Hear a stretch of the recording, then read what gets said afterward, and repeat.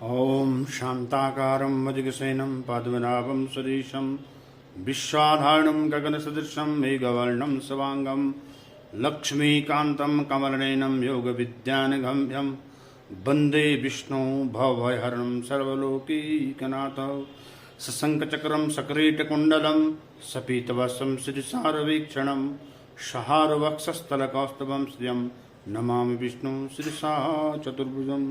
बोल श्री राधा कृष्ण भगवान की जय, बोल लक्ष्मीनारायण भगवान की जय, बद्री विशाल भगवान की जय, जगन्नाथ भगवान की जय, द्वारिकाधीश भगवान की जय, रामेश्वर भगवान की जय, श्री बांके बिहारी लाल की जय, एकादशी मैया की जय, तुलसी मैया की जय, आज के आनंद की जय। आइए आज एक बार फिर पुण्य दायिनी मोक्षदायिनी और सभी मनोकामनाओं को पूर्ण करने वाली एकादशी की कथा आज पुनः सुनते हैं। और आज की जो एकादशी है उस एकादशी का नाम सपला नाम की एकादशी है।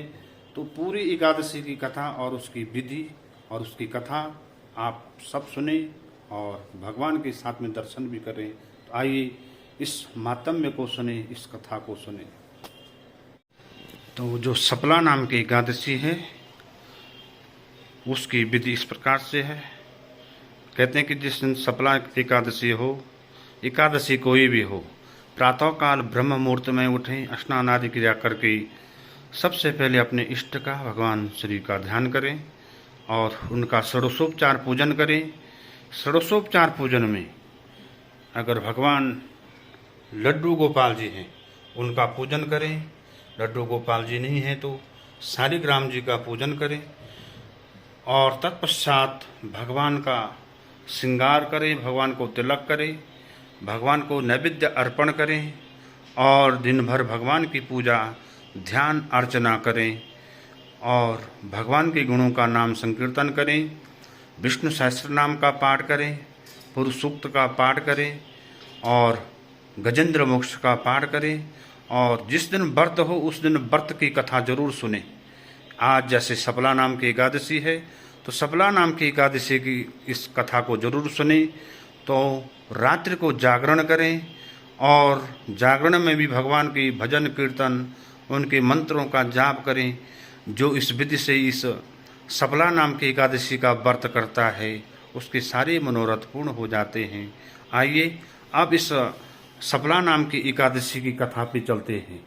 एक समय की बात है, धर्मराज युधिष्ठिर भगवान श्री कृष्ण से पूछ रहे हैं कि हे प्रभु, पौष मास के कृष्ण पक्ष की एकादशी का क्या नाम है, उसकी क्या विधि है और उसकी कथा भी सुनाइए। तो विधि अभी पूरी बता चुकी है और कथा इस प्रकार से आती है। भगवान श्री कृष्ण कहते हैं, हे युधिष्ठिर, पौष मास के कृष्ण पक्ष की जो एकादशी है उस एकादशी का नाम है सपला नाम की एकादशी।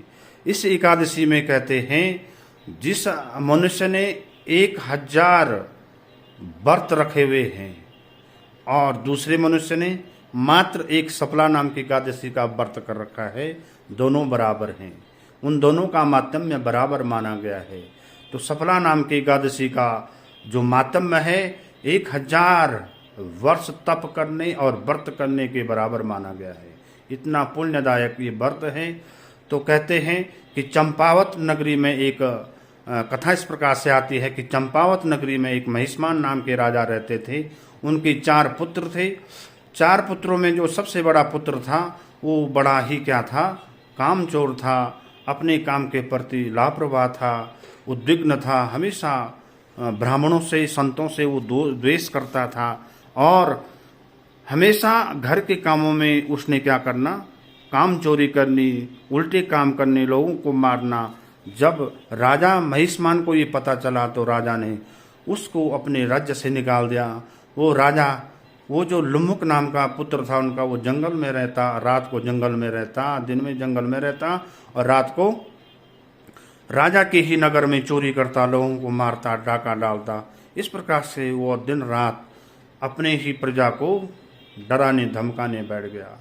एक दिन पौष मास के कृष्ण पक्ष की एकादशी के दिन रात्रि को दसवीं तिथि थी और दसवीं की रात को जब भयंकर ठंड लगी, शरीर पर कोई वस्त्र नहीं था, जंगल में एक पुराना पीपल का वृक्ष था, उस वृक्ष के नीचे वो लेटा हुआ था। ठंड के कारण वो सोए, भयंकर ठंड लगी, वह मूर्छित होकर के वहीं पे गिर पड़ा। और दूसरे दिन जब सपला नाम की एकादशी थी, उस सपला नाम की एकादशी के दिन उस लम्मुक ने क्या किया, थोड़ा सा जब उसके ऊपर प्रकाश, सूर्य का प्रकाश लगा, उससे उसकी मूर्छा दूर हुई। थोड़ा पानी पिया और इधर उधर के जो फल थे उन फलों को खा करके वो दिन भर उसी में जिया। रात्रि को ठंड होने से वो जागरण भी करता रहा। और उस दिन पूरे एकादशी का माध्यम कहते हैं उस लम्बुक को मिल गया। और उस एकादशी के प्रभाव से उसकी सारी मनोवृत्ति दूर हो गई। जो मानसिक वृत्ति थी, जैसे चोरी करना, डकैती डालना, झूठ बोलना, व्यभिचार करना, एक व्रत के प्रभाव से और अनजाने में क्या हुआ, जो व्रत था उस व्रत के प्रभाव से उसका सारा दोष दूर हो गया। और भगवान विष्णु की उस पर बहुत बड़ी कृपा हुई। वह सीधे अपने पिता के पास गया, पिता के श्री चरणों में प्रणाम किया। उसका रूप देख करके पिता भी अति प्रसन्न हुए। अपनी पूरी जो साम्राज्य था पिता ने उसे सौंप दिया। कहते हैं आगे जाकर के उस लम्बुक नाम के राजा ने उसने अपना पिता का राज्य ग्रहण किया और बड़े ही श्रद्धापूर्वक अपनी प्रजा का पालन किया। एक एकादशी के व्रत लेने से उसे पुनः राज्य की प्राप्त होगी। तो जो भी कोई मनुष्य इस एकादशी के व्रत को करते हैं और भगवान का भजन करते हैं, उनकी समस्त मनोकामनाएं पूर्ण होती हैं। और कलयुग में तो कहा गया है कि कलयुग केवल नाम आधारा, सुमरि सुमरि नर उतर ही पारा।